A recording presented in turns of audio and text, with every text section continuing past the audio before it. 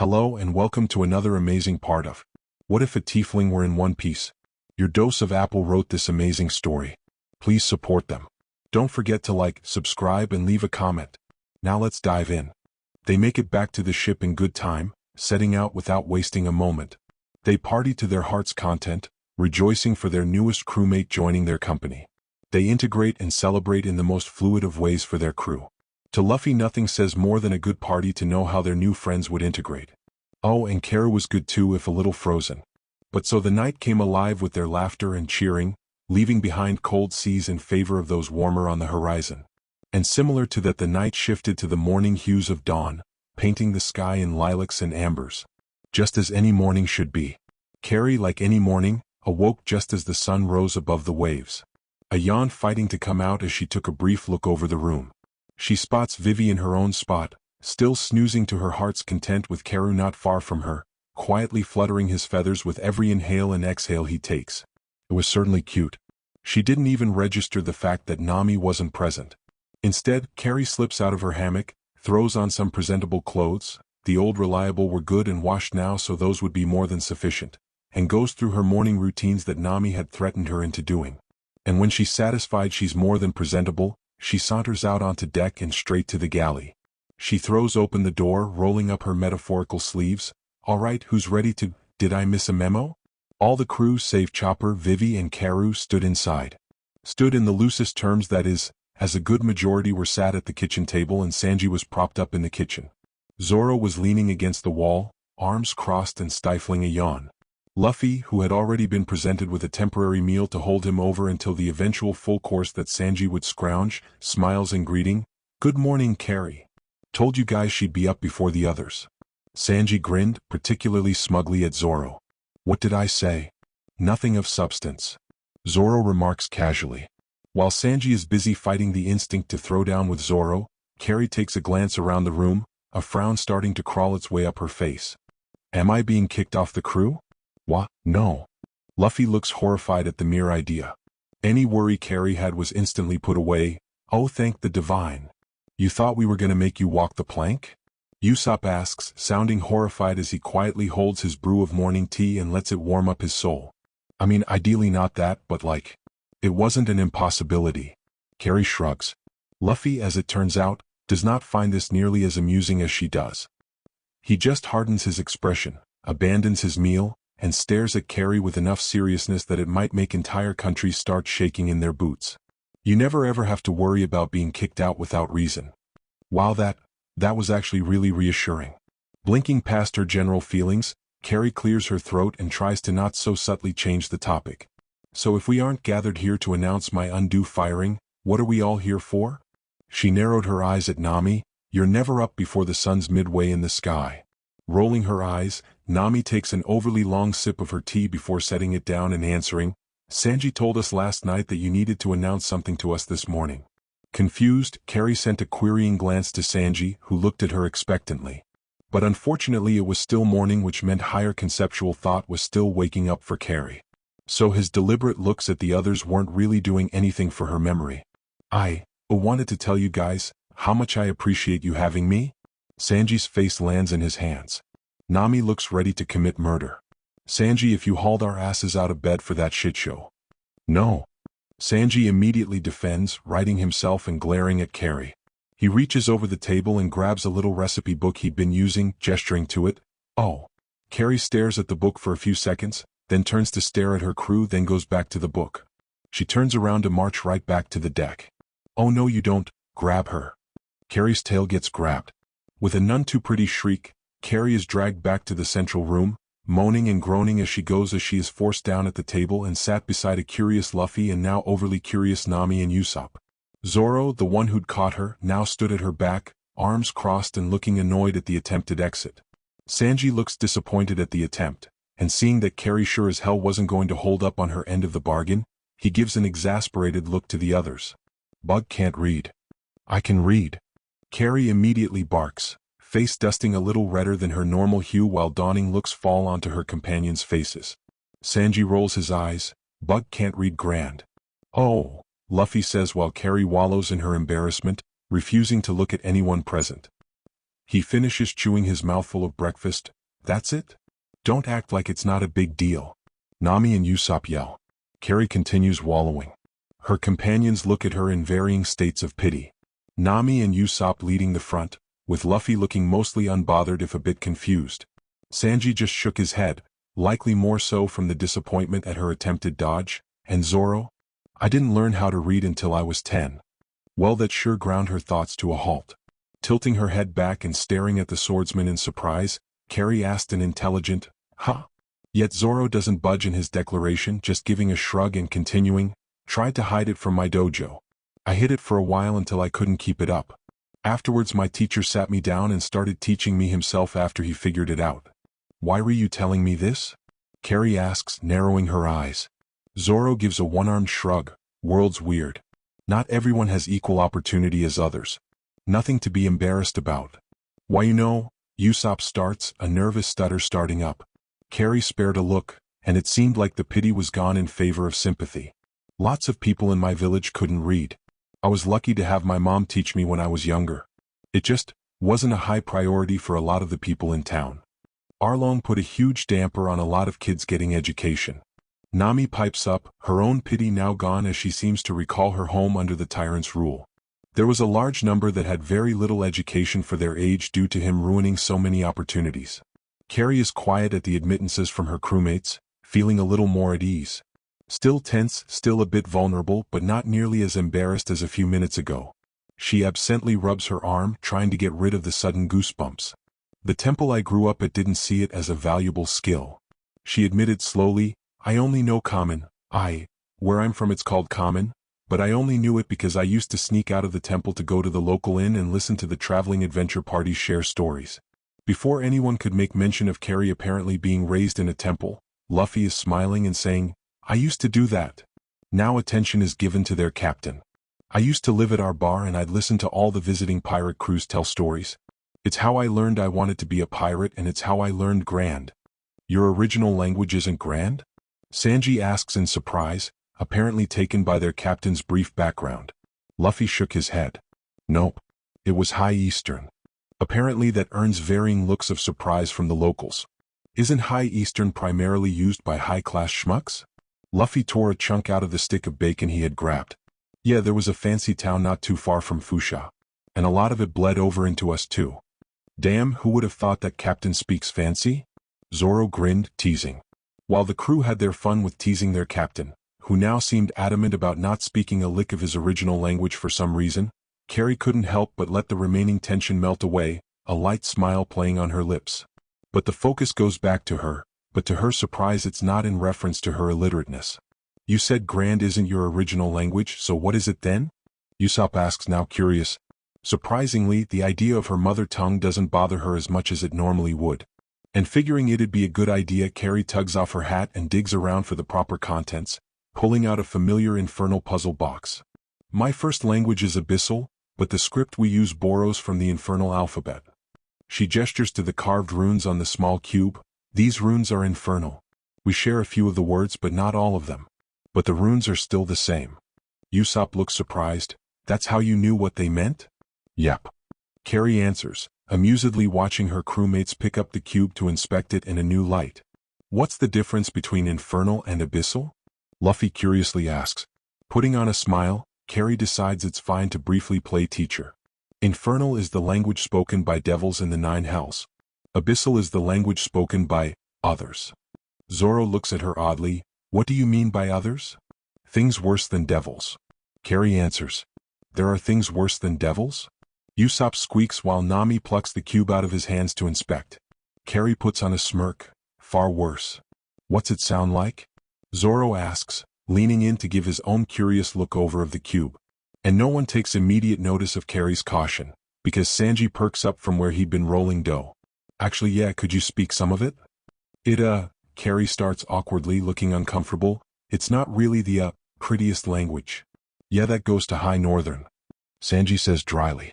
Come on, Nami insists with a grin, leaning forward and now fully invested in hearing this apparent language. I want to hear it. Carrie still sits there anxiously, hands fidgeting with the table mat as she looks around at her earnestly interested crewmates. None of them are judgmental. None of them look cautious, they just look curious. What would you like me to say? Carrie asks, picking at the mat. Oh. Luffy says eagerly, apparently more than excited to give his request. How do you say where's the meat? Are you being serious right now? While her crewmates start scolding their captain for the odd request, Carrie thinks it over before answering. An abyssal. The sound that follows, if one hasn't been informed of it before, is grating. It's growling and clicking and guttural rumbles that make those present flinch in surprise. It's short but also long, drawing the discernible vowels out for enough time to clearly be intentional before snapping them off with clicks or a hiss. It's unfortunately as best described eerie. And then Carrie is stopping with a growl, sitting back like she hadn't just spoken one of the most feared languages from her home. A language often taught and known due to ill intent. Her hands thread and her eyes dart to the table as her tail flicks around behind her. She waits as their silence lingers and she's close to shrinking. Luffy slams on the table and leans forward with stars in his eyes. That's your first language? He is nearly vibrating in his seat in his excitement. That's so cool. I wish that was my first language. Shit dude, no wonder Grand wasn't your first language. That was cool as hell. Zoro admits, a bit of stars in his eyes he was trying desperately to fight down. Wait, I'm so curious what infernal sounds like if that's what abyssal sounds like. Do they share the same phonetics or is it? While her crewmates rambled due to her little display, Carrie can't help but sit back gobsmacked. That was, little to say, not the reaction she was expecting. You're not freaked out? Carrie blurts. Oh, I'm a little wigged out, Nami admits, but in a good way. Carrie can only blink in continued bewilderment. No one thinks to ask why Carrie would know a language that, as described by her, was meant for those fouler things from devils and demons. They're just impressed. Back to the topic of Grand, Sanji says, steering the conversation back to what the purpose of this little impromptu meeting was for. She still needs to learn how to read and write it. Suddenly the thought of learning Grand wasn't nearly as foreboding. I can scrounge up some basic lessons. Nami offers. Usopp puffs his chest, much akin to a bird trying to woo a local. The amazing Captain Usopp would be more than willing to take you under his wing to show you the magic of writing. Oh. If we teach you Grand, can you teach us abyssal? While Luffy's question is followed by eager agreements and requests from her friends, Carrie can't help but burst into laughter. She laughs and laughs and laughs. Zoro's hand coming down to rest as a reassuring pressure when realizing that her laughter was a little more than gladness. But she still laughs even then, only coming down when her friends watched her with eager anticipation. She calms with giggles, sniffling and rubbing at her eyes before giving a sunny smile. I'd love that. About an hour later and their other crewmates were now up and about, curiously coming into the kitchen and spotting Carrie being crowded around by those present while she was apparently showcasing their names in abyssal. And upon their entrance, everyone looks up and delivers the usual morning gusto, earning smiles from their new resident and princess. Good morning everyone, Vivi greets, taking her place at the table while the others back up to their own spots to make more room. What are you guys doing up this morning? Carrie's teaching us how to write our names in abyssal. Nami answers, gesturing to her torn-off scrap she received boasting her own name. I want this tattooed on my lower back, Usopp whispers, admiring Carrie's scrawl. Carrie looks at him in bewilderment, like a tramp stamp? Usopp sputters while the room lights up with laughter. Chopper, who'd been cautiously watching his crewmates and perhaps still figuring out where he best fit in their company, decides to take the leap and climb up to sit at the table with the others. Sat right between Carrie and Usopp, he leans over and curiously asks, What's abyssal? My first language. Carrie answers, already starting to write his name down for show. I've never heard of it before. Vivi mutters, clearly interested. Where's it from? Carrie smiles kindly and answers, definitely not from around here. Vivi's brows furrow, that doesn't answer my question. Carrie laughs. No. She tears off the little line of runes and hands it to Chopper, who gazes at it with sparkling eyes. No, it doesn't. Before talk could further escalate into Carrie's weird cryptic shit, Sanji comes dancing from the kitchen to present Vivi with her specially crafted, special treatment, meal. Good morning, princess. I hope you slept wonderfully last night. I made you a meal only the best money could buy. Luffy, I will bite your hand if you try, Luffy. While Sanji is busy trying to rip the sliced ham out of Luffy's mouth that was handcrafted for the princess taste, as he would have you know, the conversation gravitates into the normal morning banter. They discussed a more firm plan for Alabasta, argued over the right pronunciation of pecan, Sanji and Vivi insisted it was pronounced pecan while the others insisted pukan, rambled about general pirate shenanigans, before rounding it off with Chopper announcing he was going to be holding some basic medical checkups for the crew so he could get a baseline for their medical histories. No one mentioned Carrie starting her medical history 2 weeks ago, but the eyes on her sure felt like mention enough. Which was why Carrie now sat in the medical bay with Nami and Chopper. Chopper, well, that was obvious as to why he was there. He was a doctor. But Nami was there to answer questions that Carrie had no clue how to answer. And after the mention of having her first dose of vaccines 2 weeks ago, Chopper slowly raises his head to stare at Carrie dead-on. You're an anti-vaxxer? I am not, Carrie cut herself off with a grumble. She folds her arms and looks away to glare at the wall. And, ah, how cute, Chopper seems to have inherited the Mad Doctor's habit of putting creepy shit in vials and jars on the shelves. Medicine like this wasn't common practice where I'm from. Magic was used in place of medical practice. Now it was Chopper's turn to cut himself off from going off the hook. He gives a little huff, scribbles something down on his little clipboard he was holding before looking to Nami. Blood type? Carrie snorts, wondering why Chopper was asking Nami that question when she could answer that one easy. Please. Red duh. Chopper and Nami stare at Carrie. Carrie stares back. Chopper goes back to looking at Nami. Blood type? While Carrie is offended by being ignored, Nami answers, just add it to the list of tests. Chopper scribbles down another note. Allergies. Not fond of red meat. That's not an allergy. Carrie throws up her arms in frustration. Well, I don't know. Sometimes I sneeze when it's spring. Carrie, that's pollen. Most people are sensitive to it. Carrie grumbles and rubs at her eyes. Chopper taps his clipboard thoughtfully for a moment before asking, what about your magic? Now that gives the room pause. Turning to face their smallest new crewmate, Carrie's brows furrow as she asks, come again? Your magic. Chopper repeated, is there anything with your magic I should be made aware of that might pertain to your health? Well, now she could start answering. I have a pool of mana, think of it like a battery, that I draw from to use my magic. After I use it all up, it'll start to draw from another source, which normally means it'll start drawing from my general health. Carrie explains, and Chopper is rapidly writing all this information down. To Nami, this is new information. Your magic hurts you? Only when I overdo it, which isn't that often. What happens when you overdo it? Chopper asks, his voice the tone of that of a well-practiced doctor, pushing aside personal feelings in favor of the facts. Migraine symptoms with a nosebleed. Carrie answers, plus everything goes sort of fuzzy. Chopper frowns, tapping at his clipboard thoughtfully. What do you mean by fuzzy? Like your vision starts to blur. Carrie frowns and does a so gesture. Sorta? But also just everything. It's like all my senses are put on half input. Now Chopper is frowning even harder, still tapping the clipboard with his pen. Do you have any history of dissociation? What's that? Chopper's frown doesn't let up, but it does lighten if barely. It's a trauma response. Your mind, for lack of better explanation, distances itself from your body. It'll commonly feel like an out-of-body experience. Nami is frowning now, and it makes Carrie feel weirdly vulnerable. Maybe? I mean, the process of drawing from your own life source for magic isn't exactly healthy. But, well, I don't know. A few more seconds of tapping before Chopper is scribbling it down on the clipboard. I'll make a note of it for now. I think there may be a possibility that it could be your body's method of dealing with the trauma of overdoing it. He points at Carrie threateningly, but don't even think about trying to do it anytime soon, asshole.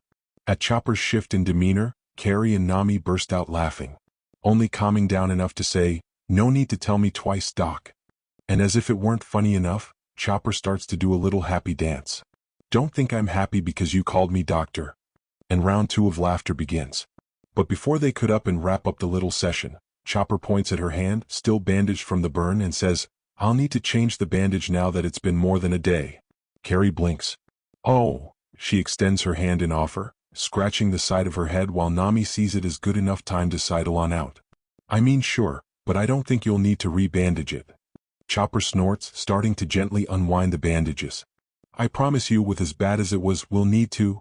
His voice cuts off with a click when he finishes unraveling the bindings to see a perfectly normal palm. What? Long rests do wonders, dude? Carrie shrugs, looking over her palm with a smile. That shouldn't be. Well? Carrie grins, standing and stretching to let her back rest. I'll be heading out. Need me for anything else? Your toes? Oh yeah, those are good too. Tested them this morning. Chopper's jaw kept opening and closing in disbelief. Carrie shrugs to herself and just decides to let herself out. She isn't close enough to the door to hear Chopper question the nature of monsters and healing when she leaves. Purples bleed into the blue sky too quickly, and soon enough the heavens are draping over their little Mary. Carrie, having drawn the short straw, was on first night watch shift, which meant a long while until Usopp came to relieve her. She lays her head against her arm, draped against the crow's nest basket, and tries to keep vigil while also trying to stave off boredom. She muffles a yawn into her elbow, blinking back the exhaustion that comes with this hour of watch. But it's all right. She's been going on 4 hours strong, and she's sure Usopp will be here soon enough to... Carrie? Given that Usopp was supposed to be up here in another 2 hours, Carrie was not expecting the very unlike Usopp voice to greet her. The screech of alarm she gets, magic swarming her hands all the while when she spins around to aim at the intruder, is more than a reasonable reaction. Who the heck hells? Vivi, propping the trapdoor to the nest open and halfway into the little wood bucket, blinks at Carrie. Hi. Her spell drops in an instant as she blanches at the princess. Wah, what are you doing? I thought you could use some company. Carrie stares at the princess, processing the words. It was a quick glance at the moon. Yup, just as she thought, 1 in the morning. And as far as Carrie was aware, this made very, very poor social hours. At 1 in the morning? Vivi frowns. Well, I thought it was more like midnight. No, it's 1. Carrie points at the moon. Moon's in its usual spot. You can tell the time by looking at the moon. Not important. Carrie interrupts, though yeah, that was apparently a skill she had that the others were baffled by. Hells, Nami even sat her ass down and forced her to teach her. Not important. Carrie folds her arms, leaning against the crow's nest wall, watching Vivi awkwardly crawl the rest of the way inside. You want to tell the truth this time?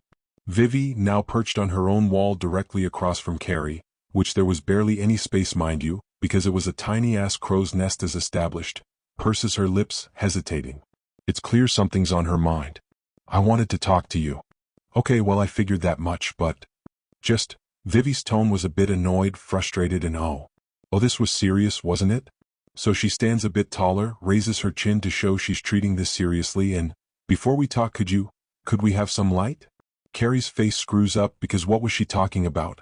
Carrie could see her perfectly fine. Humans don't have dark vision. Swearing, Carrie fumbles for the lantern sitting vacant on the floor, accidentally knocking her funny bone as she went, and swearing fiercer while she opened the little glass box and prestidigitated a flame for the wick to catch. Shit.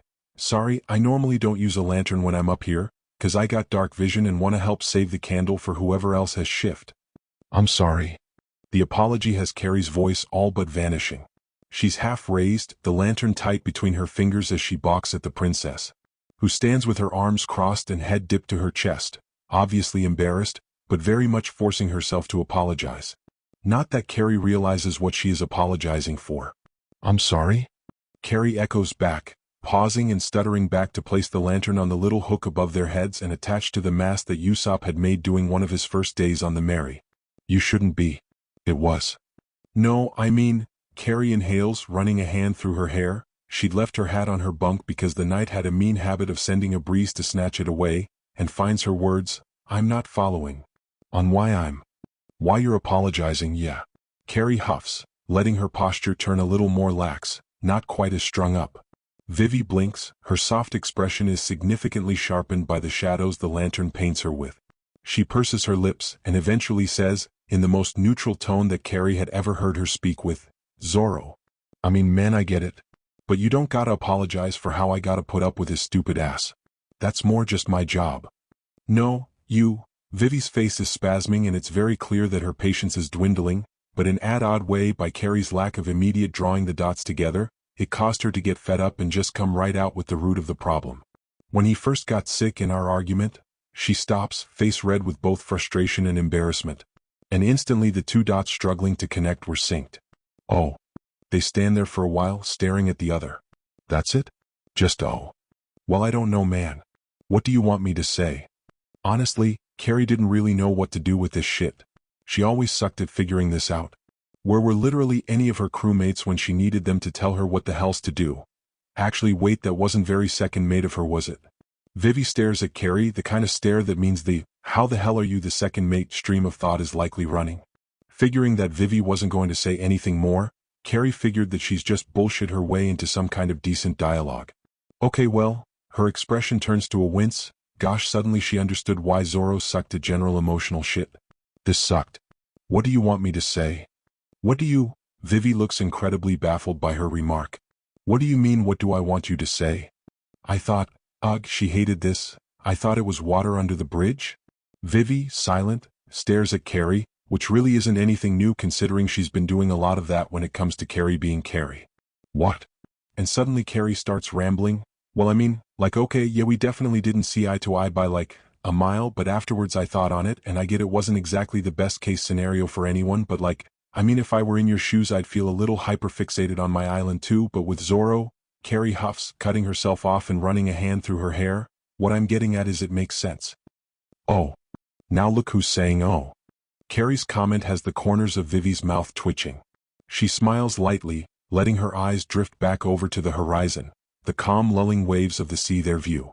Well, I'm still sorry. And like I said, Carrie says back, following Vivi's gaze to stare longingly at the horizon, water under the bridge. A silence gently falls on them after, draping them with only the light ambience of the rolling sea rocking the merry. No gulls, no seabirds of any kind in sight. Just the stars twinkling down and painting them with dull light. Then the silence is gently brushed away by a quiet laugh, barely there, barely discernible. Vivi, she smiles, coming down from the brief sound. You're a good second mate. It's said so suddenly, so out of the blue, that it spurns laughter from Carrie. Her eyes closing, head dipping before it fades. A whisper of it on her lips in the shape of her forlorn smile. Funny, Carrie murmurs, the wind sweeping up the word and carrying it to the ends of the earth. Luffy said the same thing. Well, he's right.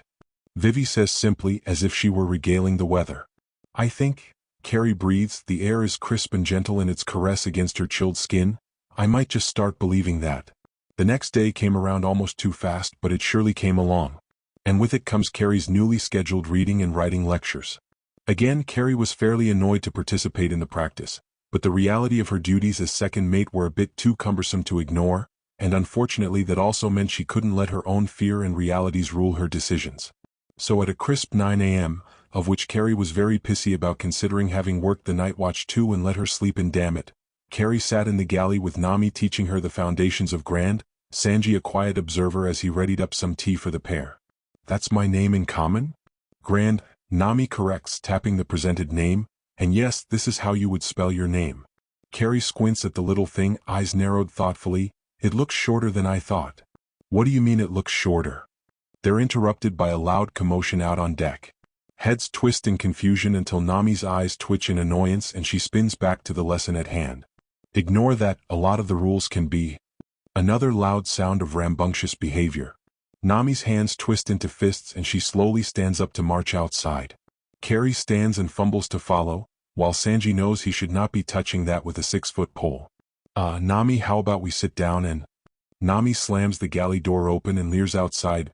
Would you morons quit making so much noise? I'm trying to teach. Her ire is abruptly cut off and replaced with a confused, at the sight presented to her. On deck was an unfamiliar character that was busy showcasing a bewildering display of different faces. Carrie sure as all hell doesn't think twice. Summoning her glaive and taking aim, she screams, "Changeling!" before diving off the second-floor deck to charge the stranger. Only her dive is stopped midway by Zoro's weirdly well-timed catch, swinging her around and batting at her hands to drop the glaive. And now rid of any means of attack, Carrie dangles in Zoro's arms like a naughty cat. Let me down and your clothes won't mysteriously gain holes tonight. Try it and say goodbye to the bag of dried fruit Swirly Brows got for you. You're a menace to society. Ever took a look in the mirror? While Carrie is understandably trying to throttle Zoro's ass, their new guest pays a querying look at the two. Then he sighs all dramatically, swooning, "Ah, young love." Carrie and Zoro freeze, share a look of horror before immediately pushing each other away and gagging. "EW. Oh, him. He's covered in mold. Like I'd ever be caught dead." Yet their guest is no wiser as he laughs off their horror as if it's adorable. Zoro and Carrie just look very, very offended. A careful look around the deck shows a majority if not all of those present looking entertained by the strange man. All save Vivi, who has a haunted look plaguing her eyes. And that sight alone raised red flags for Carrie. Oh. Luffy calls, breaking Carrie from her focus. He's bouncing up and down with stars in his eyes. Then he's pointing at Carrie almost frantically. Can you do Carrie? Can you? Can you? He's literally bouncing now, still overly excited like a toddler who'd gotten one too many sweets. Can you do the horns and the tail and... Their guest laughs, dancing and spinning in place in semblance of a ballerina, all poise and grace. I can copy anyone, I'll have you know. So how about I? His right hand reaches. Yet before they could find out what would happen, Nami's calling out, Hey! Is that your ship headed our way? And when everyone looked at where she gestured, they found a large frilly ship sailing their way. As if it weren't enough to answer just from correlation, their guest perked up at the sight, asking loudly, Oh, is our lovely time already up? His right hand dropped as he takes on a most devastated pose. I was so hoping our time would go on longer. Ah, Luffy whines, slouching forward. I want to see you do Carrie. Bet he couldn't copy my eyes. Carrie grumbles, looking offended and maybe also a bit disappointed she didn't see the potential mirror image. Yet their stranger cackles mercifully as his ship pulls up like a minivan in the car line picking up their child from school. He spins with that same dancer-like grace, bowing in a low swoop most dramatically. I must say it has been a pleasure to meet you all, dear friends. What a pleasure it is to find new companions on these seas. A mass majority of the boys make varying sounds of misery at their new friend's departure. And even Carrie had to admit in the, albeit brief time that she'd met him, he didn't seem the threatening sort. So with a low swoop and waves of departure, he jumps to his shift. Again much akin to a ballet dancer. And he lands on the railing with a dexterity that Carrie only assumed came from years of hard work and practice, while he announced, Let us be on our way then. He points dramatically at the horizon, to good futures and good souls. Yes, sir. Mr. 2 Bon Clay, sir. His crew shouts, saluting and running to their individual posts as they set sail. It takes an embarrassingly long moment for Carrie to realize the deck is weirdly silent. A look around reveals her crewmates in various states of horror. She herself has a question at the back of her mind she can't help but ask. Why'd his name sound familiar? She's rewarded with an answer in the form of Nami chucking a shoe at the back of her head. Idiot! Nami shouts while Carrie is splayed out on deck and recovering from the assault. He's with Baroque Works. How would he? Oh. Now it clicks. Nami mutters, head falling into her hands as she contemplates their next course of action. He had my father's face. Vivi whispers and only Carrie catches it. With a glance up, still rubbing the growing bruise on the back of her head, Carrie spares an alarmed look to Vivi. He what? Now everyone was focusing in. And Vivi, still rimrod stiff and looking like she was amidst a flashback, swallows stiffly, one of the faces he was swapping through. She says dryly, almost removing herself from the emotions it would spark, It was my father's. Okay, that was a little worse than bad. Maybe your father and him are friends? Carrie tries. Carrie, Usopp says bluntly but not quite unkindly, I think you should stop talking. No need to tell her twice. Yet before they could further ponder their next course of actions and what this would likely entail for their soon-to-be future, they are interrupted by an overly large fish splitting the water and looming over the deck. The deck starts screaming. And Carrie, conveniently having the highest initiative in the moment, lights up an eldritch blast, aims. Wait. Sea cats are. Eldritch blast. Sacred to Alabasta. Carrie's wild shot has the unfortunate benefit of, for those who truly understand its worth, being a natural 20. So the blast, in her startlement, doubles in size and decimates the creature. Vivi looks horrified, Carrie too now that she registered Vivi's words. Zoro and Luffy look starved, Usopp, Nami and Chopper look absolutely worse for wear. And Karoo is passed out from fright on deck. And after the shot, the thing slinks back into the sea with a muffled rumble of pain, sinking back into the depth and away from sight. Everyone stands stiff on deck, before slowly looking over at their still frozen second mate. She hadn't even dropped her arm yet from its attack position as she seems to be finished registering just what she'd done. My bad. And that's it for today. I hope you enjoyed. Support the writer. Don't forget to like, sub, share and donate for more videos.